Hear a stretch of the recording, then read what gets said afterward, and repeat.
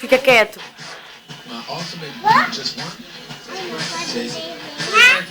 Being a gay man, I'm going to pick as the number one greatest artist here. Well, Bach and Beethoven and Wagner and then Brian Wilson and Jim Morrison and the Beatles and Led Zeppelin. Van Morrison. Done and done. You are watching 100 Greatest Artists Fica quieto. Ever, voted by an esteemed panel of music stars and experts. Next up, we've got a band who appeared on the ballads of James Hetfield and Lars Ulrich of Metallica and Rob Halford of Judas Priest.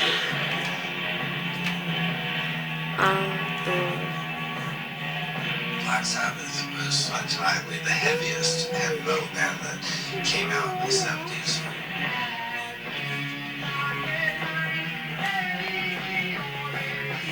I remember hearing the first Black Sabbath album as a kid and literally being scared by it. We used to rehearse across the road from a movie theatre. And Tony said one day, it's these strange way people go and pay money to get private music, scary music.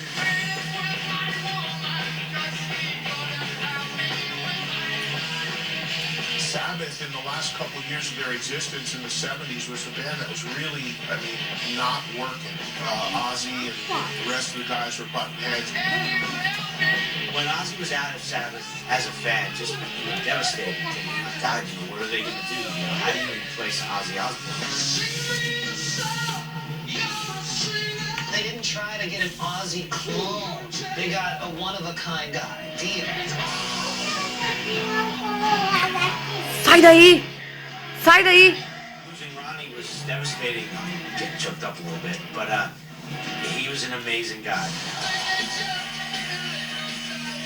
For a long time, people come up to me and say, oh man, your Black Sabbath days are big influence on me and whatever. We didn't know what we were doing, we were just doing it naturally, Black Sabbath invented heavy metal, period.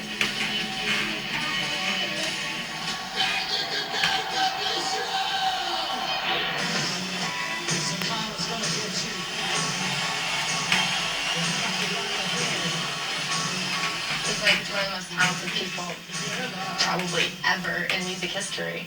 And I love his solo work. I think it's totally different than the Beatles. It took the Yoko and then really amazing things started to happen. The poetry, the paintings, the music. Sai daí! Não, fica quieto.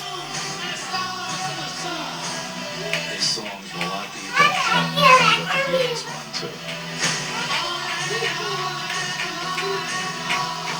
He was steeped in politics. He was into the Black Panther movement. He was into Abbie Hoffman. And he was the true revolutionary. I was like, what do you do after you're not in the Beatles? Then I heard Imagine.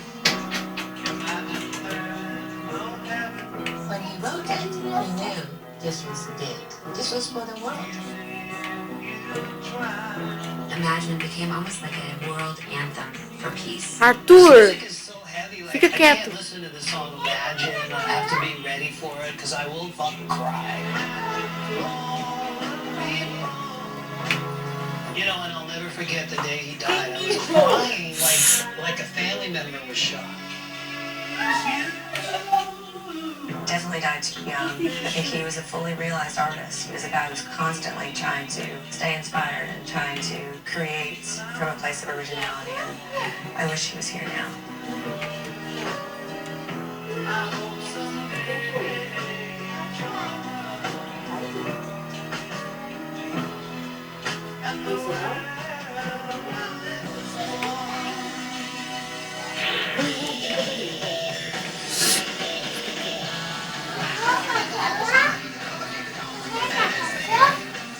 Sai daí, cabeçudo!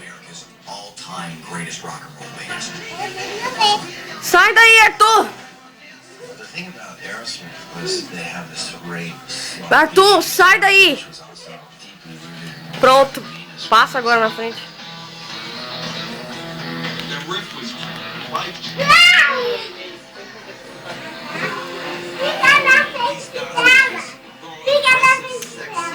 Rock and roll.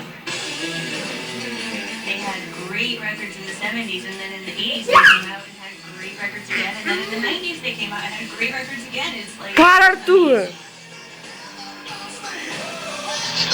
There's a couple of rock bands that have this inherent chemistry.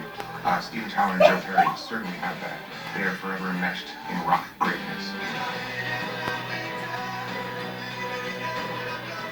The music is so free, and the harmonies that they put together are beautiful. I love Aerosmith.